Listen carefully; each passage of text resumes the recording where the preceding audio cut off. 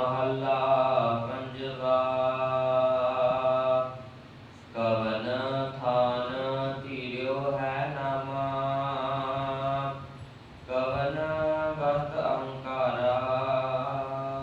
पावन शब्द मालू राग के अंदर धन गुरु अर्जन देव जी की पावन रसना तो उच्चारण किया गया। इस दियां जो रहो वालियां तुकां ने गुरु जी रहमत करते ने, सुनो रे तू कौन कहा ते आयो। सुनो रे हे भाई सुनना कर, तू कौन है ते किथों आया है। इति न जानो के तीक मुद्दत, चलते खबर ना पायो। सानू तां ये भी नहीं पता भी साडी उम्र बाकी कितनी रह गई है, ते जदों इस दुनिया तो चले जाना है उस समय तो असी बेखबर हाँ, उसकी सानू कोई खबर नहीं। सुनो रे तू कौन कहाँ ते आयो।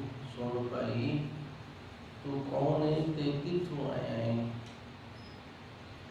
इति न जानो केतीक मुद्दत, तेनू तां तेरी अपनी उम्र का भी पता नहीं। मुद्दत का अर्थ होता है समा।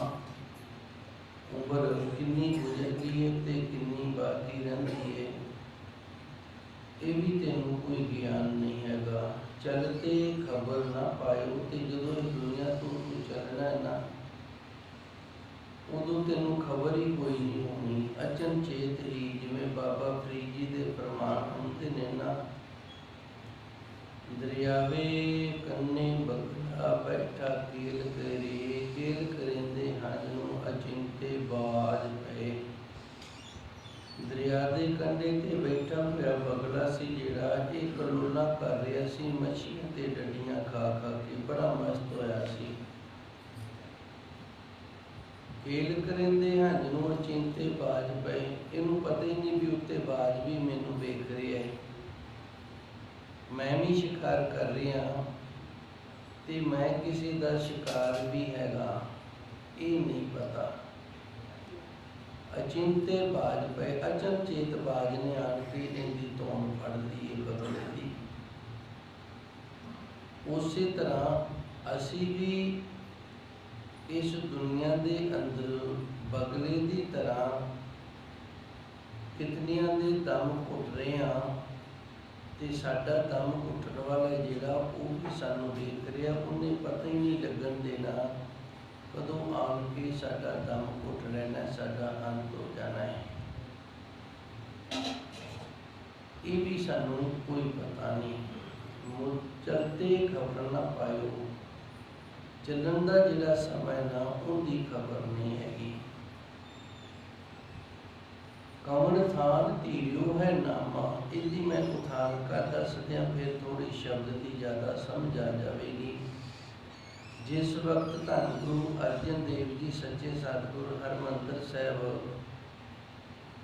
सरोवर की उसारी करा रहे सन, पौड़ियाँ पक्कियां हो रही सन, उस वक्त संगतां जो सेवा करदियां सन उन्हां दे विच कोई इस तरह का भी मनमुख सी जिहड़ा किसी दे नाल लड़ पैंदा ते उहनूं फिर गाल गलोच करन लग जांदा। उहदा सुभाअ ही सी। एक बारी वेखिया, दो बारी वेखिया, फिर संगतां ने ना धन गुरु अर्जन देव जी के पास आन के शिकायत ला दी कि गुरु महाराज जी ये अपशब्द बोलता है, गुरु घर दे जोग जिहड़े शब्द ने वो नहीं बोलता। उस वक्त धन गुरु अर्जन देव जी ने उस गुरमुख प्यारे नूं सिक्ख्या देण दे लई ये पावन शब्द की रचना की। कवन थान धीरियो है नामा, कवन बस्त अहंकारा, कवन चेन सुन ऊपर सोयो, मुक्ते सुनकर गारा। गारा का अर्थ है गाल। कवन थान धीरियो है नामा, साडा जिहड़ा नाम रखे है ये केवल ते केवल संसार के विहार वास्ते रखे है। साडा जिहड़ा नाम है ये संसार के विहार वास्ते रखे है। इस नाम का साडे जीवन के नाल पुण्य या पाप के नाल कोई संबंध नहीं। साडा शरीर है जिहड़ा इहदा अगे विहार चलता रहे। जदों कि उस नाम नूं लैके आवाज़ मारदा है तो सानू फिर असी सुचेत हो जाने भी सानू कुछ आख्या गया है। इस वास्ते नाम रखा गया है। कमल थान धीरियो है नामा। गुरु महाराज जी रहमत करते हैं जिहड़ा तेरा नाम रखे ना, भाव जो नाम लैके तेनू गाल कढ़ी गई है वो नाम है जिहड़ा पता नहीं दुनिया दे विच किन्ने को बोलदा है। कमल थान धीरियो है नामा, कमल वस्त हंकारा। ते किहड़ी इस तरह की चीज़ है जिन्हों लैके असी हंकार करते हैं। ना तो कोई चीज़ सच्ची है, सारियां झूठियां ने, सारियां मथियास ने। दृष्टमान है सगल मथेना। सुखमनी साहब के अंदर धन गुरु अर्जन देव जी का फरमान है, दृष्टमान है सगल मथेना। जो भी सानू दिस रहा है ना ये सारा कुछ ही मथिया होया है। मिथ्या होया कहते ने झूठे नूं। इस तरह साडा नाम है जिहड़ा ये शरीर जदों झूठा है इन्हें नहीं नाल जाना नहीं रहना। तो फिर इस शरीर का जिहड़ा नाम है ना रखा होया ये भी झूठा है, ये भी शरीर के नाल ही खत्म होएगा। धन गुरु नानक देव जी ने बड़ा सुंदर दृष्टांत दिता है। पीछे पत्थर सदियों का। गुरु महाराज जी ने शब्द के अंदर ये दसिया है कि वे गुरमुख प्यारिया जदों तू मर जाएगा ना उस तो उपरंत आखिरी क्रिया जिहड़ी तेरी वो जदों पिछे पत्तल सदियों भाव आखिरी क्रिया तेरी जिहड़ी पत्तल दे विच कुछ पा के ते ये सनातन धर्म दे विच अपने विच नहीं हैगा। कहते ने कां नूं खवांदे ने, श्राद्ध करते ने ते जे कां खा जावे ना ते कहते ने ये कां जिहड़ा ये खा गए साडा बजुर्ग है। पिछे पत्तल सदियों भाव पिछों ना कां करके तेनू सदना। अज तेनू नाम करके सद रहे ने ना उदों तेनू कां करके सदना है। सो ये नाम है जिहड़ा ये भी झूठा है, झूठे शरीर दे नाले जुड़िया। शरीर नहीं रहना तो फिर नाम केड़ा रह जाना है। कमल थान धीरियो है नामा, कमल वस्त हंकारा। ना तो साडा नाम सच्चा है ते साडे कोल कोई इस तरह की वस्त भी नहीं हैगी जिंदे करके असी हंकार कर सकीए जी। कवन चहन सुन ऊपर सोहियो, मुख ते सुन कर गारा। साडे शरीर दे चिहन चक्कर ने, कन ने, अखां ने, ये चिहन ने। चिहन का अर्थ हुंदा है शरीर दीयां निशानियां जिंदे तो असी ये कह दिंदे आ भी ये मनुख है, ये पशु है, इन्हों चेन कहने। कमल चेन सुन ऊपर छोयो। भाई तेनू केड़ा चेन लैके इसने गाल कढ़ी जिस करके तू बड़ा गुस्से हो गया। छोयो का अर्थ होंदा गुस्से दे विच होना। मुक्ते सुन कर किसी के मूँह दे विचों अप शब्द सुन करके ते तेरे अंदर जो गुस्सा आया है वो शरीर जिहड़ा ये भी सच्चा नहीं हैगा ते फिर शरीर दे जिहड़े चेन ने ये भी सच्चे नहीं हैगे। हाँ जी सुनो रे तू कौन कहाँ ते आया। धन गुरु जी रहमत करते ने असी इस दुनिया दे अंदर आए हाँ ते सानू ना ये ज्ञान की प्राप्ति होनी चाहिए। असी इस ज्ञान की प्राप्ति करने वास्ते आए हाँ भी असी कित्थों आए हाँ ते अगे कित्थे जाना है। सानू अगे का भी पता होना चाहिए ते पिछों जिहड़े असी आए हाँ उहदा भी पता होना चाहिए। ये बंदगी सिमरन करके इस अवस्था नूं असी प्राप्त करना है। जे इस अवस्था नूं असी प्राप्त नहीं कीता ते फिर साडा जीवन इन्ना जिहड़ा ये अजे अधूरा है, अजे सफल नहीं होया।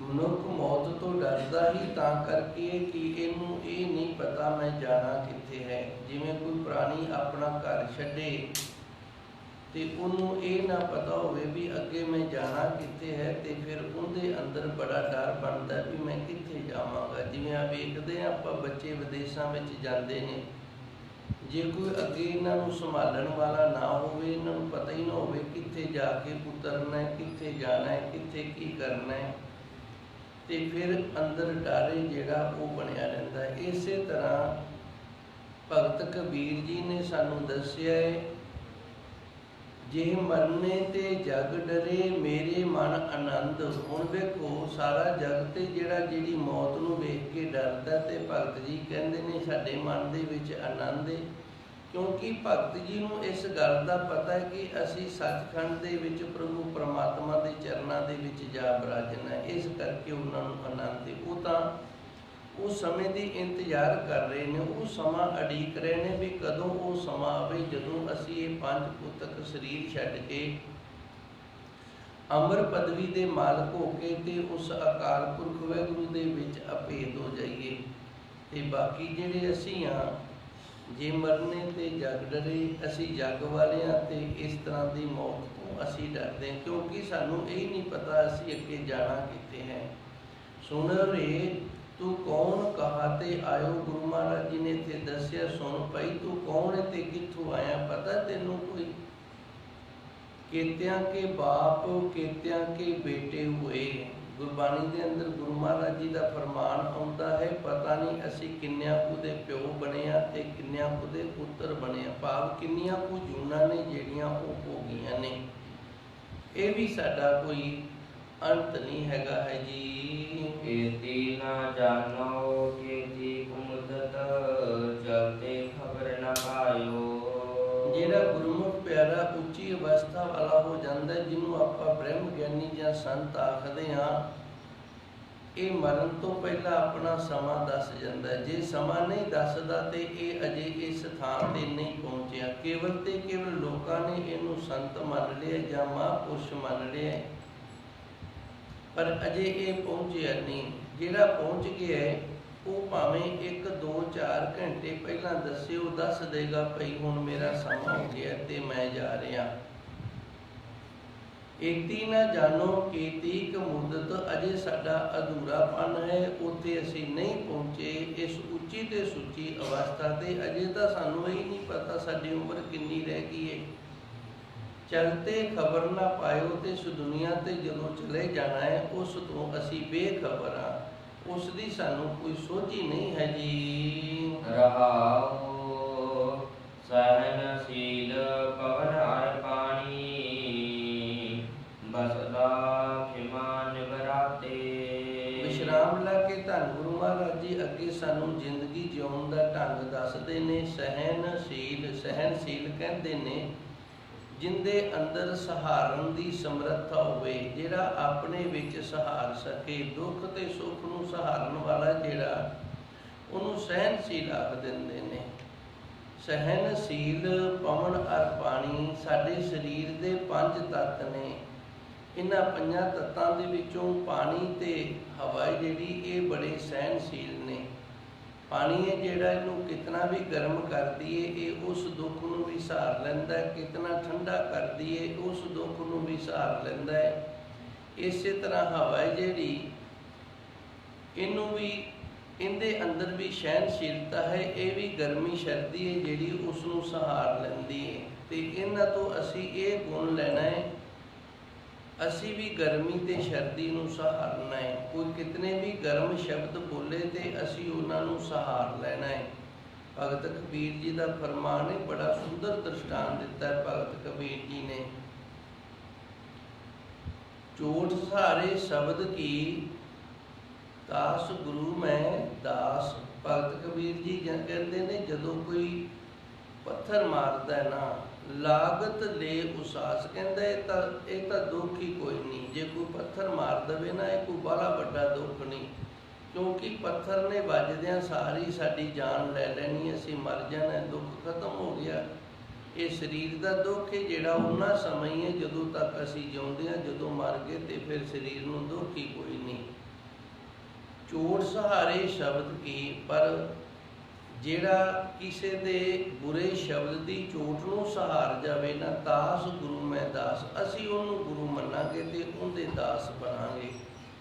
ਇਤਨੀ ਸਹਿਣਸ਼ੀਲਤਾ ਜਿਹੜੀ ਇਹ ਪਾਣੀ ਤੇ ਹਵਾ ਦੇ ਵਿੱਚ ਹੈ, ਤੇ ਅਸੀਂ ਇਹਨਾਂ ਤੋਂ ਇਹ ਸਹਿਣਸ਼ੀਲਤਾ ਵਾਲਾ ਗੁਣ ਨਾ ਜਿਹੜਾ ਇਹ ਧਾਰਨ ਕਰਨਾ ਹੈ। ਬਸਦਾ ਖਿਮਾ ਨਿਪਰਾਤੇ, ਖਿਮਾ ਕਹਿੰਦੇ ਨੇ ਦੂਜੇ ਦੇ ਔਗਣ ਨੂੰ ਨਾ ਚਿਤਾਰਨਾ, ਆਪਣੇ ਔਗਣ ਨੇ ਜਿਹੜੇ ਉਹਨਾਂ ਨੂੰ ਵੇਖਣਾ ਤੇ ਦੂਜੇ ਦੇ ਔਗਣ ਨੂੰ ਨਾ ਧਰ। ਬਸਦਾ ਕਹਿੰਦੇ ਨੇ ਧਰਤੀ, ਧਰਤੀ ਹੈ ਜਿਹੜੀ ਇਹਨੇ ਕਦੀ ਕਿਸੇ ਦੇ ਔਗਣ ਨੂੰ ਚਿਤਾਰਿਆ ਹੀ ਨਹੀਂ।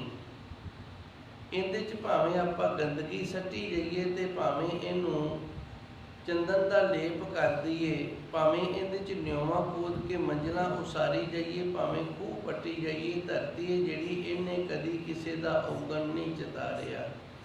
ਉਸੇ ਤਰ੍ਹਾਂ ਧਰਤੀ ਤੋਂ ਅਸੀਂ ਇਹ ਗੁਣ ਲੈਣਾ ਹੈ ਕਿ ਅਸੀਂ ਵੀ ਕਿਸੇ ਦਾ ਔਗਣ ਹੈ ਨਾ ਜਿਹੜਾ ਉਹਨੂੰ ਨਹੀਂ ਚਿਤਾਰਨਾ। ਇਹ ਸਾਡੇ ਸਰੀਰ ਦੇ 5 ਤੱਤ ਨੇ, 5 ਤੱਤਾਂ ਤੋਂ ਅਸੀਂ ਇਹ 5 ਗੁਣ ਲੈਣੇ ਹਨ ਜੀ। 5 ਤਤ ਮਿਲ ਭਇਓ ਸੰਜੋਗਾ, ਇਨ ਮਹਿ ਕਵਣ ਸੁਰਾਤੇ। ਹੁਣ ਗੁਰੂ ਮਹਾਰਾਜ ਜੀ ਰਹਿਮਤ ਕਰਦੇ ਨੇ 5 ਤੱਤ ਮਿਲ ਭਇਓ ਸੰਜੋਗਾ। ਇਹ ਸਰੀਰ ਹੈ ਜਿਹੜਾ ਇਹ 5 ਤੱਤਾਂ ਦੇ ਨਾਲ ਮਿਲ ਕੇ ਬਣਿਆ, 5 ਤੱਤਾਂ ਦਾ ਸੰਯੋਗ ਹੋ ਗਿਆ ਤੇ ਸਰੀਰ ਬਣ ਗਿਆ।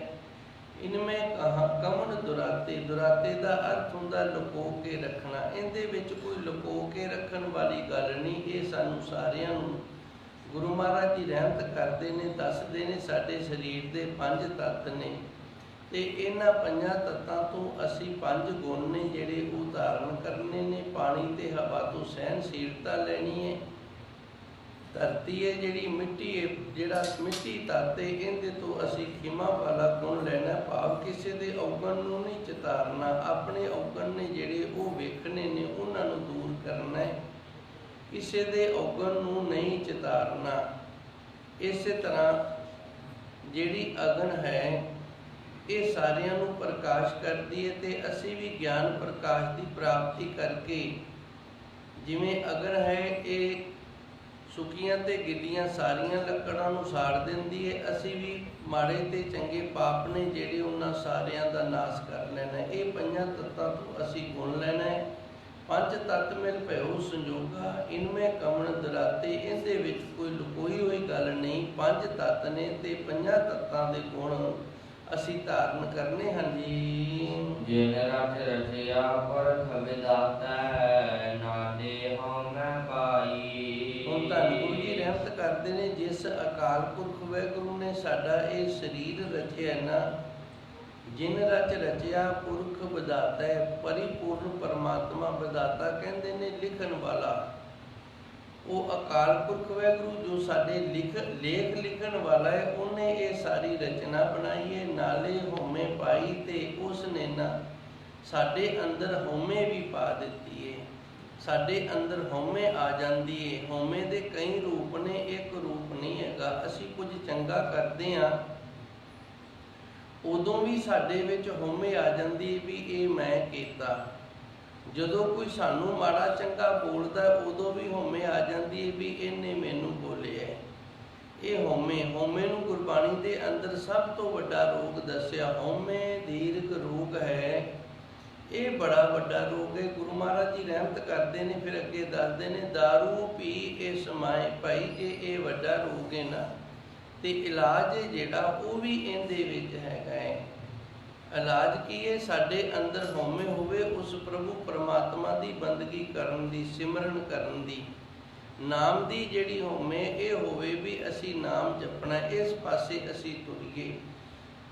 ਜਿਨ ਰਚ ਰਚਿਆ ਪੁਰਖ ਵਿਦਾਤੇ, ਨਾਲੇ ਹਉਮੈ ਪਾਈ, ਉਸ ਪਰਮਾਤਮਾ ਨੇ ਇਹ ਦੀਰਘ ਰੋਗ ਵਾਲੀ ਹਉਮੈ ਜਿਹੜੀ ਇਹ ਵੀ ਨਾਲ ਪਾ ਦਿੱਤੀ ਹੈ ਜੀ। ਬਰਨ ਚਰਨ ਜਨਮ ਮਰਨ ਉਸਹੀ ਕੋ ਹੈਰੀ, ਓਹਾ ਆਵੈ ਜਾਈ। ਹੁਣ ਧੰਨ ਗੁਰੂ ਜੀ ਰਹਿਮਤ ਕਰਦੇ ਨੇ, ਜਿੰਦੇ ਤੋਂ ਆਪਣੀ ਹਉਮੈ ਨਹੀਂ ਨਾ ਮਾਰੀ ਗਈ, ਜੰਮਣਾ ਤੇ ਮਰਨਾ ਜਿਹੜਾ ਇਹ ਉਹਦੇ ਲਈ ਹੈ। ਜਿਸ ਦੇ ਕੋਲੋਂ ਆਪਣੀ ਹਉਮੈ ਨਹੀਂ ਮਾਰੀ ਗਈ, ਜਿਹੜਾ ਹਉਮੈ ਦੇ ਵਿੱਚ ਹੈ, ਉਹ ਜੰਮਣ ਮਰਨ ਦੇ ਵਿੱਚ ਸੰਸਾਰੀ ਹੈ, ਉਹਦੀ ਮੁਕਤੀ ਨਹੀਂ ਹੋਏਗੀ। ओहा आवे जाई ਉਹ ਫਿਰ ਇਸ ਦੁਨੀਆ ਦੇ ਅੰਦਰ ਜੰਮਦਾ ਤੇ ਮਰਦਾ 84 ਲੱਖ ਜੂਨਾਂ ਦੇ ਵਿੱਚ ਹੁੰਦਾ ਆਉਣਾ ਤੇ ਜਾਣਾ ਜਿਹੜਾ ਉਹ ਬਣਿਆ ਰਹਿੰਦਾ ਹੈ ਜੀ। ਵਰਨ ਚਹਨ ਨਾਹੀ ਕਿਛ ਰਚਨਾ ਮਿਥਿਆ ਸਗਲ ਪਸਾਰਾ। ਹੁਣ ਧੰਨ ਗੁਰੂ ਮਹਾਰਾਜ ਜੀ ਰਹਿਮਤ ਕਰਦੇ ਨੇ। ਵਰਨ ਦਾ ਅਰਥ ਹੁੰਦਾ ਰੰਗ ਤੇ ਚਿੰਨ੍ਹ ਦਾ ਅਰਥ ਹੁੰਦਾ ਨਿਸ਼ਾਨੀਆਂ। ਸਾਡੇ ਸਰੀਰ ਦੇ ਰੰਗ ਤੇ ਸਾਡੇ ਸਰੀਰ ਦੀਆਂ ਜਿਹੜੀਆਂ ਨਿਸ਼ਾਨੀਆਂ ਨੇ ਨਾ ਹੀ ਕਿਛ, ਇਹ ਕੁਛ ਵੀ ਨਹੀਂ, ਭਾਵ ਇਹ ਸਾਰਾ ਕੁਝ ਝੂਠਾ ਹੈ, ਇਹਨੇ ਨਾਸ ਹੋ ਜਾਣਾ ਹੈ। ਰਚਨਾ ਮਿਥਿਆ ਸਗਲ ਪਸਾਰਾ, ਇਸ ਤਰ੍ਹਾਂ ਜੋ ਵੀ ਪਸਾਰਾ ਉਸ ਪਰਮਾਤਮਾ ਨੇ ਕੀਤਾ ਹੈ ਨਾ, ਇਹ ਸਾਰੇ ਦਾ ਸਾਰਾ ਝੂਠ ਹੈ। ਵਰਨ ਚਿਰਨ ਨਾ ਹੀ ਕਿਛ ਰਚਨਾ, ਨਾ ਕੋਈ ਰੰਗ ਰੂਪ ਹੈ, ਨਾ ਕੋਈ ਨਿਸ਼ਾਨੀਆਂ ਨੇ, ਇਹ ਜੋ ਕੁਝ ਵੀ ਹੈ ਸਾਰਾ ਕੁਝ ਝੂਠ ਹੈ, ਸਾਰੀ ਰਚਨਾ ਹੀ ਝੂਠੀ ਹੈ। ਮਿਥਿਆ ਸਗਲ ਪਸਾਰਾ, ਤੇ ਜੋ ਵੀ ਪਸਾਰ ਕੀਤਾ ਹੈ ਇਹ ਸਾਰਾ ਮਿਥਿਆਸ ਹੈ ਜੀ। ਭਣਤ ਨਾਨਕ ਜਬ ਖੇਲ ਉਜਾਰੈ ਤਬ ਏਕਾ ਏਕੰਕਾਰ। ਗੁਰੂ ਜੀ ਰਹਿਮਤ ਕਰਦੇ ਨੇ, ਜਦੋਂ ਉਹ ਅਕਾਲ ਪੁਰਖ ਵਾਹਿਗੁਰੂ ਆਪਣੀ ਇਸ ਖੇਡ ਨੂੰ ਸਮੇਟਦਾ ਹੈ ਨਾ, ਤੇ ਫਿਰ ਆਪਣੇ ਵਿੱਚ ਸਾਰਿਆਂ ਨੂੰ ਇੱਕੋ ਹੀ ਕਰ ਲੈਂਦਾ ਹੈ। ਜਿਵੇਂ ਆਪਾਂ ਪਿੱਛੇ ਪੜ੍ਹਦੇ ਆਏ ਹਾਂ, ਕਦੇ ਪਰਲੋ ਆ ਗਈ, ਕਦੇ ਮਹਾਂ ਪਰਲੋ ਆ ਗਈ। ਜਦੋਂ ਪਰਲੋ ਆਉਂਦੀ ਹੈ ਸਾਰਾ ਕੁਝ ਜਿਹੜਾ ਇਹ ਨਾਸ ਹੋ ਜਾਂਦਾ ਹੈ। ਜਦੋਂ ਸਾਰਾ ਕੁਝ ਨਾਸ ਹੋ ਜਾਂਦਾ ਤੇ ਫਿਰ ਕਿੱਥੇ ਜਾਂਦਾ ਹੈ? ਜਿਸ ਪਰਮਾਤਮਾ ਤੋਂ ਬਣਿਆ ਹੈ ਉਸ ਵਾਹਿਗੁਰੂ ਦੇ ਵਿੱਚ ਹੀ ਫਿਰ ਸਾਰਾ ਕੁਝ ਅਭੇਦ ਹੋ ਜਾਂਦਾ ਹੈ। ਤਬ ਏਕੈ ਏਕੰਕਾਰਾ, ਉਦੋਂ ਇੱਕ ਅਕਾਲ ਪੁਰਖ ਵਾਹਿਗੁਰੂ ਦੇ ਵਿੱਚ ਹੀ ਸਾਰਾ ਕੁਝ ਅਭੇਦ ਹੋ ਜਾਂਦਾ ਹੈ। ਜਦੋਂ ਉਸ ਵਾਹਿਗੁਰੂ ਨੇ ਪਰਲੋ ਲਿਆ ਕੇ ਸਾਰਾ ਕੁਝ ਨਾਸ ਕਰ ਦੇਣਾ ਹੁੰਦਾ ਹੈ। ਇਸ ਪਾਵਨ ਸ਼ਬਦ ਦੇ ਅੰਦਰ ਧੰਨ ਗੁਰੂ ਮਹਾਰਾਜ ਜੀ ਨੇ ਇੱਕ ਉੱਚੀ ਤੇ ਸੁੱਚੀ ਅਵਸਥਾ ਦੱਸੀ ਹੈ ਵੀ ਸਾਡੇ ਅੰਦਰ ਉੱਚੀ ਤੇ ਸੁੱਚੀ ਅਵਸਥਾ ਹੋਣੀ ਚਾਹੀਦੀ ਹੈ। ਜਿਵੇਂ ਮਹਾਤਮਾ ਬੁੱਧ ਸੀ, ਉਹ ਕਿਸੇ ਰੁੱਖ ਦੇ ਥੱਲੇ ਬੈਠੇ ਸਨ ਤੇ ਕੋਈ ਗੁਰਮੁਖ ਪਿਆਰਾ ਪਿੰਡ ਦੇ ਵਿੱਚੋਂ ਆਣ ਕੇ ਉਹਨਾਂ ਨੂੰ ਕਈ ਅਪਸ਼ਬਦ ਸੀ ਜਿਹੜੇ ਉਹ ਬੋਲ ਬੈਠਾ। ਮਹਾਤਮਾ ਬੁੱਧ ਜੀ ਅੱਗੋਂ ਕੁਝ ਨਹੀਂ ਬੋਲੇ, ਉਸੇ ਤਰ੍ਹਾਂ ਨਾਮ ਬੰਦਗੀ ਸਿਮਰਨ ਦੇ ਵਿੱਚ ਮਸਤ ਹੋ ਕੇ ਬੈਠੇ ਰਹੇ। ਇਹ ਘਰ ਗਿਆ, ਘਰ ਜਾ ਕੇ ਤੇ ਇਹਦੇ ਅੰਦਰ ਬੜਾ ਪਛਤਾਵਾ ਹੋ ਗਿਆ ਵੀ ਮੈਂ ਤਾਂ ਇਤਨਾ ਕੁਝ ਬੋਲ ਆਇਆ ਤੇ ਮਹਾਤਮਾ ਬੁੱਧ ਜੀ ਤਾਂ ਕੁਝ ਬੋਲੇ ਨਹੀਂ। ਚਲੋ ਮੈਂ ਜਾ ਕੇ ਉਹਨਾਂ ਤੋਂ ਮਾਫੀ ਮੰਗਦਾ। ਮਹਾਤਮਾ ਬੁੱਧ ਜੀ ਉਸ ਰੁੱਖ ਨੂੰ ਛੱਡ ਕੇ ਥੋੜਾ ਅੱਗੇ ਗਏ, ਚਲੇ ਅੱਗੇ ਜਾ ਕੇ ਬੈਠ ਗਏ ਨੇ। ਉਤਲੇ ਨੂੰ ਉਹ ਵੀ ਮਗਰੋਂ ਆ ਗਿਆ। ਉਹਨੇ ਵੇਖਿਆ ਹੁਣ ਇੱਥੇ ਨਹੀਂ ਤੇ ਪੈੜਾਂ ਵੇਖ ਕੇ ਤੇ ਮਗਰ ਗਿਆ ਚਲਾ। ਉੱਥੇ ਜਾ ਕੇ ਕਹਿੰਦਾ ਜੀ ਮੇਰੇ ਤੋਂ ਗਲਤੀ ਹੋ ਗਈ, ਮੈਂ ਬੜੇ ਅਪਸ਼ਬਦ ਬੋਲੇ ਨੇ, ਮੈਨੂੰ ਮਾਫ ਕਰ ਦਿਓ। ਮਹਾਤਮਾ ਬੁੱਧ ਨੇ ਅੱਗੋਂ ਆਖਿਆ ਅਸੀਂ ਭਾਈ ਤੈਨੂੰ ਜਾਣਦੇ ਨਹੀਂ, ਅਸੀਂ ਤਾਂ ਤੈਨੂੰ ਵੇਖਿਆ ਤੱਕ ਨਹੀਂ, ਤੇ ਜੋ ਤੂੰ ਬੋਲਿਆ ਅਸੀਂ ਸੁਣਿਆ ਹੀ ਨਹੀਂ ਹੈਗਾ, ਤੇ ਅਸੀਂ ਤੈਨੂੰ ਮਾਫ ਕਿਵੇਂ ਕਰੀਏ। ਸੋ ਇਹ ਇੱਕ ਬੜੀ ਉੱਚੀ ਤੇ ਸੁੱਚੀ ਅਵਸਥਾ ਹੈ। ਧੰਨ ਗੁਰੂ ਮਹਾਰਾਜ ਜੀ ਸੱਚੇ ਸਤਿਗੁਰ ਨੇ ਇੱਥੇ ਸਾਨੂੰ ਇਹ ਦੱਸਿਆ ਵੀ ਅਸੀਂ ਨਾਮ ਬੰਦਗੀ ਸਿਮਰਨ ਦੇ ਨਾਲ ਜੋੜ ਕੇ ਆਪਣੇ ਅੰਦਰ ਦੀ ਇਸ ਉੱਚੀ ਤੇ ਸੁੱਚੀ ਅਵਸਥਾ ਨੂੰ ਪ੍ਰਾਪਤ ਕਰੀਏ। ਸਾਨੂੰ ਇਹ ਪਤਾ ਹੋਣਾ ਚਾਹੀਦਾ ਵੀ ਅਸੀਂ ਅੱਗੇ ਕਿੱਥੇ ਜਾਣਾ ਹੈ ਤੇ ਕਦੋਂ ਇਹ ਸਰੀਰ ਛੱਡਣਾ ਹੈ। ਇਹ ਗਿਆਨ ਹੈ ਜਿਹੜਾ, ਇਹ ਸੋਝੀ ਹੈ ਜਿਹੜੀ, ਇਹ ਸਾਨੂੰ ਹੋ ਜਾਣੀ ਚਾਹੀਦੀ ਹੈ। ਜੇ ਨਹੀਂ ਤੇ ਫਿਰ ਅਸੀਂ ਮੁਕਤ ਨਹੀਂ ਹੋ ਸਕਾਂਗੇ। ਉਹਦੀ ਪ੍ਰਾਪਤੀ ਪਰਮਾਤਮਾ ਦੀ ਸਾਨੂੰ ਨਹੀਂ ਹੋ ਸਕੇਗੀ ਜੇ ਅਸੀਂ ਇਸ ਮਾਰਗ ਤੇ ਇਤਨੀ ਸਹਿਣਸ਼ੀਲਤਾ ਦੇ ਨਾਲ ਨਹੀਂ ਤੁਰਦੇ। ਸੋ ਸੱਚੇ ਸਤਿਗੁਰ ਕਿਰਪਾ ਕਰਨ, ਸਾਨੂੰ ਸਾਰਿਆਂ ਨੂੰ ਨਾਮ ਬੰਦਗੀ ਸਿਮਰਨ ਦੇ ਨਾਲ ਜੋੜਨ ਤੇ ਅਸੀਂ ਬੰਦਗੀ ਸਿਮਰਨ ਕਰਕੇ ਇਸ ਅਵਸਥਾ ਨੂੰ ਪ੍ਰਾਪਤ ਕਰੀਏ। ਅੱਗੇ ਦੂਜਾ ਸ਼ਬਦ ਧੰਨ ਗੁਰੂ ਅਰਜਨ ਦੇਵ ਜੀ ਰਹਿਮਤ ਕਰਦੇ ਹਨ ਜੀ। ਮਾਰੂ ਮਹੱਲਾ ਪੰਜਵਾ। ਮਾਨ ਮੋਹ ਲੋਭ ਮੋਹ ਦੋਹ ਵਿਕਾਰਾ ਪੀਓ ਚੀਤ ਨ ਕਾਲਿਓ। ਇਹ ਸ਼ਬਦ ਵੀ ਉਸੇ ਖਿਆਲ ਦਾ ਹੈ। ਦੂਜਾ ਸ਼ਬਦ ਹੈ ਧੰਨ ਗੁਰੂ ਅਰਜਨ ਦੇਵ ਜੀ ਮਹਾਰਾਜ ਜੀ ਦਾ। ਸੱਚੇ ਸਤਿਗੁਰ ਕਿਰਪਾ ਕਰਦੇ ਨੇ, ਜਿਹੜੇ ਬੰਦਗੀ ਕਰਨ ਵਾਲੇ ਹੁੰਦੇ ਨੇ ਨਾ, ਉਹਨਾਂ ਦੇ ਅੰਦਰ ਇਹ ਔਗਣ ਨਹੀਂ ਹੁੰਦੇ। ਮਾਣ, ਇੱਕ ਤਾਂ ਉਹ ਮਾਣ ਨਹੀਂ ਕਰਦੇ ਕਿਸੇ ਤੇ, ਮੋਹ ਕਿਸੇ ਦੇ ਨਾਲ ਮੋਹ ਨਹੀਂ ਕਰਦੇ, ਔਰ ਲੋਭ, ਤੇ ਨਾ ਹੀ ਕਿਸੇ ਚੀਜ਼ ਦਾ ਉਹਨਾਂ ਦੇ ਅੰਦਰ ਲੋਭ ਹੁੰਦਾ ਹੈ। ਵਿਕਾਰਾ ਇਹ ਸਾਰੇ ਹੀ ਵਿਕਾਰ ਨੇ। ਬਿਓ ਚੀਤ ਨਾ ਘਾਲਿਓ, ਇਹ ਸਾਰੇ ਹੀ ਵਿਕਾਰ ਬੁਰਾਈਆਂ ਨੇ, ਇਹ ਸਾਰੇ ਦੂਜੇ ਨੇ। ਇਹਨਾਂ ਦੇ ਵਿੱਚੋਂ ਕਿਸੇ ਨੂੰ ਵੀ ਆਪਣੇ ਚਿੱਤ ਦੇ ਅੰਦਰ ਉਹ ਨਹੀਂ ਆਉਣ ਦਿੰਦੇ। ਧੰਨ ਗੁਰੂ ਜੀ ਰਹਿਮਤ ਕਰਦੇ ਨੇ, ਜਿਹੜੇ ਗੁਰਮੁਖ ਪਿਆਰੇ ਨਾਮ ਜਪਣ ਵਾਲੇ, ਬੰਦਗੀ ਸਿਮਰਨ ਕਰਨ ਵਾਲੇ ਹੁੰਦੇ ਨੇ, ਉਹਨਾਂ ਦਾ ਇਹ ਬੜਾ ਵੱਡਾ ਗੁਣ ਹੁੰਦਾ ਹੈ। ਮਾਣ, ਉਹ ਕਦੀ ਮਾਣ ਨਹੀਂ ਕਰਦੇ। ਜਿਵੇਂ ਅਸੀਂ ਮਾਣ ਕਰ ਬੈਠਦੇ ਹਾਂ, ਮੈਂ ਇਤਨਾ ਪਾਠ ਕਰਦਾ, ਇਤਨੀ ਸੇਵਾ ਕਰਦਾ, ਜਾਂ ਅਸੀਂ ਕਈ ਵਾਰੀ ਧਨ ਦੌਲਤ ਦਾ ਮਾਣ ਕਰ ਬੈਠਦੇ ਹਾਂ, ਆਪਣੇ ਪਰਿਵਾਰ ਦਾ ਮਾਣ ਕਰ ਬੈਠਦੇ ਹਾਂ। ਗੁਰਮੁਖ ਪਿਆਰਿਆਂ ਨੂੰ ਮਾਣ ਹੁੰਦਾ ਹੈ ਤੇ ਕੇਵਲ ਆਪਣੇ ਗੁਰੂ ਤੇ ਹੁੰਦਾ ਹੈ। ਮੋਹ, ਕਿਸੇ ਵੀ ਸੰਸਾਰਿਕ ਮਾਇਕੀ ਪਦਾਰਥ ਦਾ ਮੋਹ ਨਹੀਂ ਹੁੰਦਾ। ਅਰ ਲੋਭ ਵਿਕਾਰਾ, ਇਹ ਸਾਰੇ ਵਿਕਾਰ ਨੇ, ਬੁਰਾਈਆਂ ਨੇ। ਬਿਓ ਚੀਤ ਨਾ ਘਾਲਿਓ, ਗੁਰਮੁਖ ਪਿਆਰਿਆਂ ਨੇ ਕਦੇ ਵੀ ਇਸ ਤਰ੍ਹਾਂ ਦੇ ਇਹ ਸ਼ਬਦ ਜਿਹੜੇ ਔਗਣ ਨੇ, ਇਹਨਾਂ ਨੂੰ ਚਿੱਤ ਦੇ ਵਿੱਚ ਨਹੀਂ ਆਉਣ ਦਿੱਤਾ ਹੈ ਜੀ। ਨਾਮ ਰਤਨ ਗੁਨਾ ਹਰ ਬਣਜੇ, ਲਾਦ ਵਖਰ ਲੈ ਚਾਲਿਓ। ਨਾਮ ਰਤਨ ਗੁਨਾ ਹਰ ਬਣਜੇ, ਉਸ ਪ੍ਰਭੂ ਪਰਮਾਤਮਾ ਦਾ ਨਾਮ ਹੈ, ਇਹ ਅਮੋਲਕ ਹੈ। ਜਿਵੇਂ ਰਤਨ ਅਮੋਲਕ ਹੁੰਦੇ ਨੇ, ਉਵੇਂ ਨਾਮ ਵੀ ਬੜਾ ਅਮੋਲਕ ਹੈ। ਗੁਣਾ ਹਰ ਬਣਜੇ, ਤੇ ਉਸ ਪਰਮਾਤਮਾ ਦੇ ਜਿਹੜੇ ਗੁਣ ਨੇ ਉਹਨਾਂ ਦਾ ਵਪਾਰ ਕਰਦੇ ਨੇ। ਲਾਦ ਵਖਰ ਲੈ ਚਾਲਿਓ, ਤੇ ਇਸ ਤਰ੍ਹਾਂ ਉਸ ਪ੍ਰਭੂ ਪਰਮਾਤਮਾ ਦੇ ਗੁਣਾਂ ਦਾ ਜਿਹੜਾ ਖਜ਼ਾਨਾ ਹੈ, ਉਹ ਲੱਦ ਕੇ ਆਪਣੇ ਜੀਵਨ ਦੇ ਵਿੱਚ ਇਹ ਲੈ ਚੱਲਦੇ ਨੇ। ਇਹ ਪਾਵਨ ਸ਼ਬਦ ਧੰਨ ਗੁਰੂ ਅਰਜਨ ਦੇਵ ਜੀ ਦਾ ਬੜਾ ਵਿਰਾਗਮਈ ਸ਼ਬਦ ਹੈ। ਗੁਰੂ ਮਹਾਰਾਜ ਜੀ ਨੇ ਕਿਰਪਾ ਕੀਤੀ, ਇਹਦੇ ਵਿੱਚ ਸਾਨੂੰ ਦੱਸਿਆ ਇਸ ਤਰ੍ਹਾਂ ਦਾ ਸਾਡਾ ਜੀਵਨ ਹੋਣਾ ਚਾਹੀਦਾ ਹੈ ਜੀ। ਸੇਵਕ ਕੀ ਓਲਖ ਨਿਭੀ ਪ੍ਰੀਤ, ਜਿਹੜਾ ਇਸ ਤਰ੍ਹਾਂ ਦੀ ਸੇਵਾ ਨਿਭਾਉਂਦਾ ਹੈ, ਉਸ ਸੇਵਕ ਦੀ ਉਸ ਪ੍ਰਭੂ ਪਰਮਾਤਮਾ ਦੇ ਨਾਲ ਅਖੀਰ ਤੱਕ ਜਿਹੜੀ ਪ੍ਰੀਤੀ ਹੈ ਨਾ, ਉਹ ਨਿਭ ਜਾਂਦੀ ਹੈ। ਮੈਂ ਇੱਕ ਵਾਰੀ ਫਿਰ ਥੋੜੀ ਜਿਹੀ ਮਿਹਨਤ ਕਰਾਂਗਾ। ਮਾਨ ਮੋਹ ਅਰ ਲੋਭ ਵਿਕਾਰਾ, ਬਿਓ ਚੀਤ ਨਾ ਘਾਲਿਓ, ਕੇਵਲ ਤੇ ਕੇਵਲ ਚਿੱਤ ਦੇ ਵਿੱਚ ਉਸ ਪ੍ਰਭੂ ਪਰਮਾਤਮਾ ਦਾ ਨਾਮ ਹੀ ਰੱਖਣਾ ਹੈ। ਹੋਰ ਕੋਈ ਵੀ ਬਰਿਆਈ ਹੈ ਜਿਹੜੀ ਜਿਹਨੂੰ ਵਿਕਾਰ ਆਖਿਆ ਗਿਆ, ਔਗਣ ਹੈ, ਇਹ ਚਿੱਤ ਦੇ ਵਿੱਚ ਨਹੀਂ ਆਉਣ ਦੇਣਾ। ਨਾਮ ਰਤਨ ਗੁਨਾ ਹਰ ਬਣਜੇ, ਨਾਮ ਹੈ ਜਿਹੜਾ ਇਹ ਅਮੋਲਕ ਹੈ, ਤੇ ਸੰਸਾਰ ਦੇ ਵਿੱਚ ਜਿਹੜੇ ਪ੍ਰਭੂ ਪਰਮਾਤਮਾ ਦੇ ਗੁਣ ਨੇ ਨਾ, ਉਹਨਾਂ ਦਾ ਵਪਾਰ ਕਰਨਾ, ਉਹਨਾਂ ਦਾ ਵਣਜ ਕਰਨਾ ਹੈ। ਭਾਵ ਜੇ ਕਿਸੇ ਨਾਲ ਗੱਲ ਕਰਨੀ ਹੈ ਤੇ ਉਸ ਪ੍ਰਭੂ ਪਰਮਾਤਮਾ ਦੇ ਗੁਣਾਂ ਦੀ ਕਰਨੀ ਹੈ।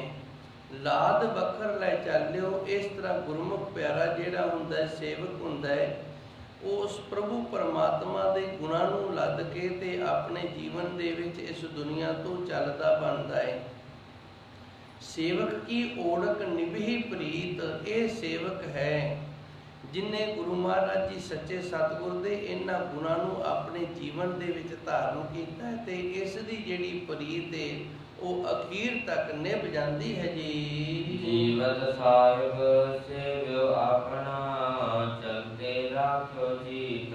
ਜਦੋਂ ਤੱਕ ਉਸ ਵਾਹਿਗੁਰੂ ਨੇ ਜ਼ਿੰਦਗੀ ਦਿੱਤੀ ਹੈ, ਉਦੋਂ ਤੱਕ ਉਸ ਆਪਣੇ ਮਾਲਕ ਨੂੰ ਚਿੱਤ ਦੇ ਵਿੱਚ ਰੱਖਿਆ ਹੈ, ਤੇ ਜਦੋਂ ਇਸ ਦੁਨੀਆ ਤੋਂ ਚੱਲਣਾ ਬਣਿਆ, ਉਦੋਂ ਵੀ ਉਸ ਪ੍ਰਭੂ ਪਰਮਾਤਮਾ ਨੂੰ ਚਿੱਤ ਦੇ ਵਿੱਚ ਰੱਖ ਕੇ ਹੀ ਉਹ ਚੱਲਿਆ ਹੈ। ਜੀਵਤ ਸਾਹਿਬ ਸੇਵਿਓ ਆਪਣਾ, ਜਿਉਂਦੇ ਜੀ ਪਰਮਾਤਮਾ ਦਾ ਨਾਮ ਸਿਮਰਦਾ ਰਿਹਾ, ਉਸ ਨੂੰ ਯਾਦ ਕਰਦਾ ਰਿਹਾ, ਚੇਤੇ ਕਰਦਾ ਰਿਹਾ। ਚਲਤੇ ਰਾਖਿਓ ਚੀਤ, ਤੇ ਜਦੋਂ ਇਸ ਸੰਸਾਰ ਨੂੰ ਛੱਡਿਆ ਭਾਈ, ਉਦੋਂ ਵੀ ਉਸ ਪ੍ਰਭੂ ਪਰਮਾਤਮਾ ਦੇ ਨਾਮ ਦੇ ਨਾਲ ਚੱਲਿਆ ਹੈ ਜੀ। ਰਹਾਉ ਜੈਸੀ ਆਗਿਆ ਕੀਨੀ ਠਾਕਰ, ਤਿਸ ਤੇ ਮੁਖ ਨਹੀਂ ਮੋਰਿਓ। ਅੱਗੇ ਵਿਸ਼ਰਾਮ ਲਾ ਕੇ ਧੰਨ ਗੁਰੂ ਮਹਾਰਾਜ ਜੀ ਰਹਿਮਤ ਕਰਦੇ ਨੇ, ਜਿਸ ਤਰ੍ਹਾਂ ਦੀ ਉਸ ਅਕਾਲ ਪੁਰਖ ਵਾਹਿਗੁਰੂ ਦੀ ਆਗਿਆ ਸੀ ਨਾ, ਜੈਸੀ ਆਗਿਆ ਕੀਨੀ ਠਾਕੁਰ, ਉਸ ਪਰਮਾਤਮਾ ਨੇ ਜਿਵੇਂ ਹੁਕਮ ਕੀਤਾ, ਤਿਸ ਤੇ ਮੁਖ ਨਹੀਂ ਮੋਰਿਓ, ਉਸ ਪਾਸਿਓਂ ਨਾ ਮੁਖੜਾ ਕਦੇ ਨਹੀਂ ਮੋੜਿਆ। ਜੈਸੀ ਆਗਿਆ ਕੀਨੀ ਠਾਕੁਰ, ਜਿਵੇਂ ਉਸ ਅਕਾਲ ਪੁਰਖ ਵਾਹਿਗੁਰੂ ਨੇ ਹੁਕਮ ਕੀਤਾ, ਸਾਨੂੰ ਜ਼ਿੰਦਗੀ ਦੇ ਵਿੱਚ ਜਿਸ ਤਰ੍ਹਾਂ ਦੇ ਕਰਮ ਨਸੀਬ ਹੋਏ, ਉਹਨਾਂ ਕਰਮਾਂ ਦੇ ਨਾਲ ਜੋ ਦੁੱਖ ਤੇ ਸੁੱਖ ਸਾਨੂੰ ਸੰਸਾਰ ਦੇ ਵਿੱਚ ਮਿਲਿਆ, ਉਧਰੋਂ ਮੁਖ ਨਹੀਂ ਮੋੜਿਆ। ਤੇ ਉਸ ਵਾਹਿਗੁਰੂ ਸੱਚੇ ਸਤਿਗੁਰ ਦੀ ਰਹਿਮਤ ਕਿਰਪਾ ਦੇ ਨਾਲ ਉਸੇ ਦੀ ਹੁਕਮ ਆਗਿਆ ਦੇ ਵਿੱਚ ਉਸ ਦੇ ਭਾਣੇ ਦੇ ਵਿੱਚ ਹੀ ਰਹਿਣਾ ਕੀਤਾ ਹੈ ਜੀ। ਸਹਿਜ ਆਨੰਦ ਰਖਿਓ ਗ੍ਰਹਿ ਭੀਤਰ, ਉਠ ਵਾਹੂ ਕਉ ਦੌੜਤ ਦੌੜਿਓ। ਸਹਿਜ ਆਨੰਦ ਰੱਖਿਓ ਗ੍ਰਹਿ ਭੀਤਰ, ਆਪਣੇ ਸਰੀਰ ਦੇ ਵਿੱਚ ਇੱਕ ਤਾਂ ਸਹਿਜ ਅਵਸਥਾ ਬਣਾ ਕੇ ਰੱਖੀ, ਇੱਕ ਨਾਮ ਜਪ ਕੇ ਆਨੰਦ ਬਣਾ ਕੇ ਰੱਖਿਆ। ਉਠ ਉਹਾ ਕੋ ਦੌੜਿਓ, ਜਿਹੜੇ ਪਾਸੇ ਉਹ ਸੱਚੇ ਸਤਿਗੁਰ ਦਾ ਹੁਕਮ ਹੋਇਆ, ਉਹਦੀ ਰਹਿਮਤ ਹੋਈ, ਉਸੇ ਪਾਸੇ ਉੱਠ ਕੇ ਲੱਗ ਗਿਆ। ਸਹਿਜ ਆਨੰਦ ਰੱਖਿਓ ਗ੍ਰਹਿ ਭੀਤਰ, ਆਪਣੇ ਸਰੀਰ ਦੇ ਵਿੱਚ ਸਹਿਜ ਬਣਾ ਕੇ ਤੇ ਆਨੰਦ ਬਣਾ ਕੇ ਰੱਖਿਆ। ਸਹਿਜ ਤੇ ਆਨੰਦ ਦੇ ਵਿੱਚ ਰਿਹਾ। ਉਠ ਉਹਾ ਕੋ ਦੌੜਿਓ, ਜਿਵੇਂ ਉਸ ਵਾਹਿਗੁਰੂ ਦਾ ਹੁਕਮ ਹੋਇਆ, ਜਿਵੇਂ ਉਹਦੀ ਕਿਰਪਾ ਹੋਈ, ਉਧਰ ਉੱਠ ਕੇ ਤੇ ਉਸ ਕੰਮ ਦੇ ਵਿੱਚ ਲੱਗ ਗਿਆ, ਉਸ ਪਾਸੇ ਲੱਗ ਗਿਆ। ਇਹਨੂੰ ਥੋੜਾ ਜਿਹਾ ਇਸ ਤਰ੍ਹਾਂ ਸਮਝ ਲਓ ਵੀ ਅੰਦਰੋਂ ਸਹਿਜ ਤੇ ਆਨੰਦ ਦੇ ਨਾਲ ਜਿਹੜਾ ਇਹ ਨਹੀਂ ਖੋਣ ਦਿੱਤਾ, ਉਸ ਪ੍ਰਭੂ ਪਰਮਾਤਮਾ ਦੇ ਨਾਮ ਦੇ ਨਾਲ ਅੰਦਰ ਸਹਿਜ ਬਣਾ ਕੇ ਤੇ ਆਨੰਦ ਬਣਾ ਕੇ ਰੱਖਿਆ। ਅੰਦਰ ਦੀ ਖੁਸ਼ੀ ਤੇ ਅੰਦਰ ਦੀ ਧੀਰਜ ਵਾਲੀ, ਸਹਿਜ ਵਾਲੀ, ਗਿਆਨ ਵਾਲੀ ਜਿਹੜੀ ਅਵਸਥਾ ਹੈ ਨਾ, ਇਹਨੂੰ ਖੋਣ ਨਹੀਂ ਦਿੱਤਾ। ਤੇ ਬਾਕੀ ਜੀਵਨ ਦੇ ਵਿੱਚ ਉਸ ਵਾਹਿਗੁਰੂ ਦਾ ਜਿਵੇਂ ਹੁਕਮ ਹੋਇਆ, ਜਿਸ ਤਰ੍ਹਾਂ ਦਾ ਉਹਨੇ ਕੰਮ ਕਰਵਾ ਲਿਆ, ਉਸ ਤਰ੍ਹਾਂ ਦੀ ਉਹਦੀ ਰਜਾ ਦੇ ਵਿੱਚ ਰਹਿ ਕੇ ਉਸ ਤਰ੍ਹਾਂ ਉੱਠ ਕੇ ਉਸ ਪਾਸੇ ਲੱਗ ਜਾਈਦਾ ਹੈ ਜੀ। ਆਗਿਆ ਮਹਿ ਭੂਖ ਸੋਈ ਕਰ ਸੁਖਾ, ਸੋਗ ਹਰਖ ਨਹੀਂ ਜਾਣਿਓ। ਉਹਦੀ ਆਗਿਆ ਦੇ ਵਿੱਚ ਰਹਿ ਕੇ ਜੇ ਕਿਤੇ ਭੁੱਖੇ ਵੀ ਰਹਿ ਗਏ ਤੇ ਉਹਦੇ ਵਿੱਚ ਵੀ ਸੁੱਖ ਹੀ ਮੰਨਿਆ। ਸੋਗ ਹਰਖ ਨਹੀਂ ਜਾਣਿਓ, ਗਮੀ ਤੇ ਖੁਸ਼ੀ ਹੈ ਜਿਹੜੀ, ਇਹਨੂੰ ਵੀ ਬੁਰਾ ਕਰਕੇ ਨਹੀਂ ਮੰਨਿਆ ਹੈ ਜੀ।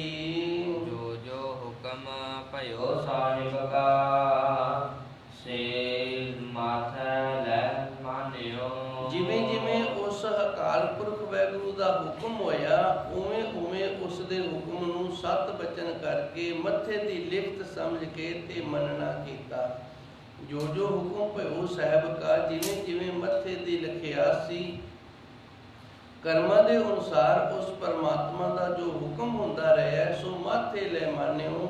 ਤੇ ਉਹਨੂੰ ਆਪਣੇ ਮੱਥੇ ਦੀ ਲਿਖਤ ਮੰਨ ਕੇ, ਭਾਵ ਆਪਣੇ ਹੀ ਕਰਮਾਂ ਦਾ ਦੁੱਖ ਤੇ ਸੁੱਖ ਮੰਨ ਕੇ ਤੇ ਸਤ ਕਰਕੇ ਉਸ ਪ੍ਰਭੂ ਪਰਮਾਤਮਾ ਦੇ ਹੁਕਮ ਦੇ ਵਿੱਚ, ਉਹਦੀ ਰਜਾ ਦੇ ਵਿੱਚ ਖੁਸ਼ ਰਹਿਣਾ ਕੀਤਾ। ਜਿਵੇਂ ਗੁਰਬਾਣੀ ਦਾ ਫਰਮਾਨ ਹੁੰਦਾ ਹੈ, ਦੱਦੈ ਦੋਸ ਨਾ ਦਿਓ ਕਿਸੇ, ਦੋਸ ਕਰਮਾਂ ਆਪਣਿਆਂ, ਜੋ ਮੈਂ ਕੀਆ ਸੋ ਮੈਂ ਪਾਇਆ, ਦੋਸ ਨਾ ਦੀਜੇ ਅਵਰ ਜਨਾ। ਇਹ ਹੁਣ ਸਾਡੇ ਮੱਥੇ ਦੇ ਲਿਖਿਆਸ ਹੈ, ਮੱਥੇ ਦਾ ਲਿਖਿਆ ਹੋਇਆ ਹੈ। ਜੋ ਲਿਖਿਆ ਉਹ ਦੁੱਖ ਤੇ ਸੁੱਖ ਅਸੀਂ ਉਵੇਂ ਹੀ ਪਾਣਾ, ਇਹਦੇ ਵਿੱਚ ਕਿਸੇ ਦਾ ਦੋਸ਼ ਨਹੀਂ, ਕਿਸੇ ਦਾ ਗੁਨਾਹ ਨਹੀਂ ਹੈ ਜੀ। ਭਇਓ ਕਿਰਪਾਲ ਸਾਗਰ ਸੇਵਕ ਕਉ, ਸਬਰੇ ਹਲਤ ਪਲਾਤਾ। ਜਦੋਂ ਸੇਵਕ ਇਸ ਤਰ੍ਹਾਂ ਹੋ ਕੇ ਆਪਣੇ ਗੁਰੂ ਦੀ ਸੇਵਾ ਕਰਦਾ ਹੈ, ਪਰਮਾਤਮਾ ਦੇ ਹੁਕਮ ਦੇ ਵਿੱਚ, ਉਹਦੀ ਰਜਾ ਦੇ ਵਿੱਚ ਰਹਿੰਦਾ ਹੈ, ਤੇ ਫਿਰ ਉਸ ਵਾਹਿਗੁਰੂ ਨੂੰ ਚੰਗਾ ਲੱਗਦਾ ਹੈ। ਭਇਓ ਕਿਰਪਾਲ ਠਾਕੁਰ ਸੇਵਕ ਕੋ, ਆਪਣੇ ਸੇਵਕ ਨੂੰ ਅਕਾਲ ਪੁਰਖ ਵਾਹਿਗੁਰੂ ਨੇ ਕਿਰਪਾ ਕਰ ਦਿੱਤੀ ਹੈ। ਸਬਰੇ ਹਾਲਤ ਪਲਾਤਾ, ਤੇ ਉਸ ਗੁਰਮੁਖ ਪਿਆਰੇ ਦੇ ਲੋਕ ਤੇ ਪਰਲੋਕ ਨੇ ਜਿਹੜੇ ਇਹ ਸਬਰ ਜਾਂਦੇ ਨੇ। ਹਾਲਤ ਹੁਣ ਵਾਲੀ ਜਿਹੜੀ ਹਾਲਤ ਹੈ, ਪਲਾਤਾ, ਤੇ ਫਿਰ ਅਗਲਾ ਜਿਹੜਾ ਮੌਤ ਤੋਂ ਬਾਅਦ ਦਾ ਜੀਵਨ ਹੈ, ਭਾਵ ਲੋਕ ਤੇ ਪਰਲੋਕ ਉਸ ਦੇ ਸਬਰ ਜਾਂਦੇ ਹਨ ਜੀ। ਧੰਨ ਸੇਵਕ ਸਫਲ ਹੋ ਆਇਆ, ਜਿਨ ਨਾਨਕ ਖਸਮ ਪਛਾਤਾ।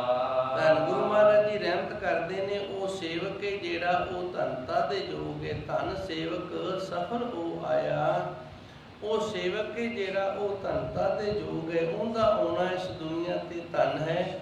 ਜਿਨ ਨਾਨਕ ਖਸਮ ਪਛਾਤਾ, ਜਿਹਨੇ ਆਪਣੇ ਵਾਹਿਗੁਰੂ ਪਰਮਾਤਮਾ ਨੂੰ ਪਛਾਣ ਲਿਆ, ਜਿਸ ਨੇ ਆਪਣੇ ਖਸਮ ਨੂੰ ਪਛਾਣ ਲਿਆ, ਉਹਦਾ ਆਉਣਾ ਜਿਹੜਾ ਉਹ ਧਨਤਾ ਦੇ ਯੋਗ ਹੈ। ਇਹ ਪਾਵਨ ਸ਼ਬਦ ਜਿਸ ਦੀਆਂ ਆਪ ਸੰਗਤਾਂ ਨੇ ਵਿਚਾਰਾਂ ਸਰਵਣ ਕੀਤੀਆਂ ਨੇ, ਇਹਦਾ ਇੱਕ ਇਤਿਹਾਸਿਕ ਪੱਖ ਵੀ ਹੈ। ਜਿਸ ਵਕਤ ਧੰਨ ਗੁਰੂ ਗੋਬਿੰਦ ਸਿੰਘ ਮਹਾਰਾਜ ਜੀ ਨੇ ਨੰਦੇੜ ਵਾਲੀ ਧਰਤੀ ਤੇ ਇਹ 5 ਪੁੱਤਕ ਸਰੀਰ ਛੱਡਣਾ ਸੀ, ਉਦੋਂ ਰਾਗੀ ਸਿੰਘਾਂ ਨੂੰ ਇਹ ਹਦਾਇਤ ਹੋਈ ਸੀ ਵੀ ਇਸ ਸ਼ਬਦ ਦਾ ਤੁਸੀਂ ਗਾਇਨ ਕਰਨਾ ਹੈ। ਇਹ ਪਾਵਨ ਸ਼ਬਦ ਧੰਨ ਗੁਰੂ ਅਰਜਨ ਦੇਵ ਜੀ ਦਾ ਹੈ, ਤੇ ਧੰਨ ਗੁਰੂ ਮਹਾਰਾਜ ਜੀ ਸੱਚੇ ਸਤਿਗੁਰ ਨੇ ਰਾਗੀ ਸਿੰਘਾਂ ਨੂੰ ਹੁਕਮ ਕੀਤਾ ਸੀ, ਇਹ ਜੋ ਸ਼ਬਦ ਹੈ ਮਾਰੂ ਰਾਗ ਦੇ ਅੰਦਰ, ਹੁਣ ਤੁਸੀਂ ਇਸ ਦਾ ਗਾਇਨ ਕਰਨਾ ਹੈ। ਇਹ ਵਿਰਾਗਮਈ ਸ਼ਬਦ ਹੈ।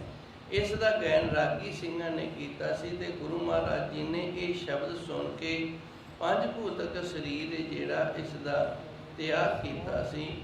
ਇਸ ਦੇ ਨਾਲ ਹੀ ਸਮਾਂ ਹੋ ਗਿਆ ਹੈ। ਇਤਨੀ ਕੁ ਸੇਵਾ ਆਪ ਸੰਗਤਾਂ ਨੇ ਪ੍ਰਵਾਨ ਕਰਨੀ। ਸੱਚੇ ਸਤਿਗੁਰ ਕਿਰਪਾ